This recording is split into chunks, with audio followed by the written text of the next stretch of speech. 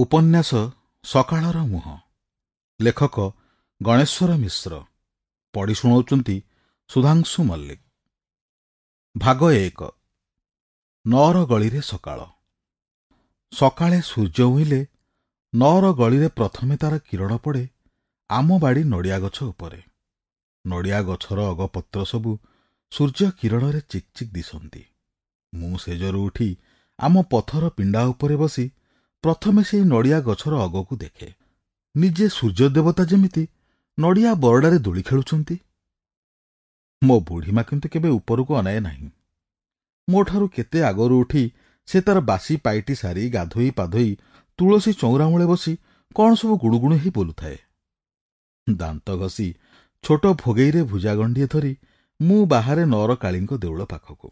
ସେଇଠି ଭୁଜା ଖାଇବା ବେଳେ ସବୁଦିନ ଆମେ ଏକାଠି ହଉ, ମୁଁ, ଭରତ, ଅଗାଧୁ, ଶରଣ ଆଉ ନଅର ଗଳିର ପିଲାମାନେ। ମୁଁ ନଅର କାଳୀଙ୍କ ଦେଉଳ ପାଖକୁ ବାହାରିବା ଆଗରୁ ନନା ଘରୁ ବାହାରି ଯାଇଥାନ୍ତି।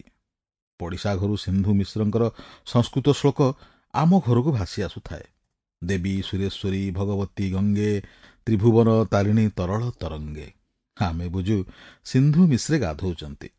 ମଇଳା କରିଆ ଗାମୁଛାଟିଏ ପିନ୍ଧି ଅଣ ଓସାରିଆ ସିମେଣ୍ଟ ପିଣ୍ଡା ଉପରେ ବସି ସେ ଅଳ୍ପ ଅଳ୍ପ ପାଣି ନେଇ ପେଟ ଉପରେ ଢାଳନ୍ତି। ଗୋଟିଏ ହାତରେ ପାଣି ଢାଳିଲେ ଆର ହାତରେ ପେଟଟିକୁ ବାଡ଼ଉଥାନ୍ତି। ସିନ୍ଧୁ ମିଶ୍ରଙ୍କର ବାଡ଼ିରେ କୂଅ ନାହିଁ। ଆମରି ବାଡ଼ି କୂଅରୁ ପାଣି ନିଅନ୍ତି।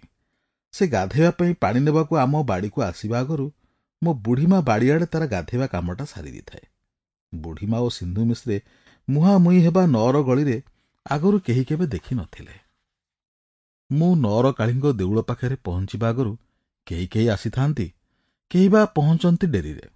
ଅଗାଧୁ କିନ୍ତୁ ସବୁଠାରୁ ଆଗରେ ଆସି ଦେଉଳ ପାଖରେ ପଡ଼ିଥିବା ସେଇ ମାଙ୍କଡ଼ା ପଥରଟା ଉପରେ ବସିଥାଏ।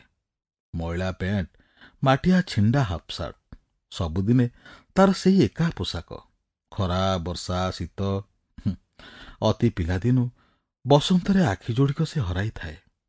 ଆଖି ଥିବା ଜାଗାରେ ଟିକି ଟିକି ଦର୍ପଣ ପରି ନେଳି ମାଉଁସର ପରଦା। କେଜାଣି କେମିତି ଆମ ପାଦ ଶବ୍ଦରୁ ସେ ଜାଣିପାରେ କିଏ ଆସୁଛି। କିରେ, କାହିଁକି ଏତେ ଉଛୁର ହେଲା? ସେ ତାଗିଦା କରି କହେ। ଅଳସୁଆ ହେଲେ ପରୀକ୍ଷାରେ ଫେଲ୍ ହବୁ। ଆମ ଭିତରୁ ଯାହାର ଡେରି ହୋଇଥାଏ ସିଏ ସାବଧାନ ହୋଇଯାଏ। ପରଦିନ ଆହୁରି ସକାଳୁ ନଅର କାଳୀଙ୍କ ଦେଉଳ ପାଖକୁ ଆସେ, କିନ୍ତୁ କେହି କେବେ ମାଙ୍କଡ଼ା ପଥରଟି ଖାଲି ପଡ଼ିଥିବାର ଦେଖେ ନାହିଁ। ଅଗାଧୁ କେତେବେଳେ ଆସି ଆମ ପାଦ ଶବ୍ଦକୁ କାନ ଡେରି ଚୁପି ଚୁପି ବସିଥାଏ। ଖରା ନଅର କାଳୀଙ୍କ ଦେଉଳ ଉପରୁ ତଳକୁ ଓହ୍ଲାଇବା ଯାଏ ଆମେ ଗପ କରୁ। ସମସ୍ତେ ସାଙ୍ଗରେ ଭୁଜା ଆଣିଥାନ୍ତି, କିଏ ଅଣ୍ଟିରେ, କିଏ ଭୋଗେଇରେ, କିଏ ବା ପକେଟରେ। ଏକା ଆଣି ନଥାଏ ଅଗାଧୁ। ଗପ ମଝିରେ ମଝିରେ ସେ ଅଟକି ଯାଏ। ଆରେ ମୋତେ ଗଣ୍ଡିଏ ଭୁଜା ଦିଅ, ସିଏ କହେ। ମୁଁ ତା ହାତରେ ଗଣ୍ଡିଏ ଭୁଜା ଦିଏ। ସେ ଭୁଜା ଗଣ୍ଡିକ ପାଟିରେ ପକେଇ କୁହେ, କିରେ, ତୋ ଭୁଜା ତ କାହିଁକି ମୁସୁମୁସିଆ ଲାଗୁନି? ଭୁଜା ଡବାରେ ରଖୁନ କିରେ? ଶରଣ କହେ, ମୋ ଭୁଜା ଟିକେ ଚାଖିଲୁ। ଅଗାଧୁ ଶରଣର ଭୁଜା ପାଟିରେ ପକାଏ, କହେ, ବାଃ, ବଢ଼ିଆ ହେଇଛି ତ, ଆମ ବାରି ଚାଉଳିଆ ପରି ନାଗୁଛି। ହେଇ ଅନେଇଲୁ।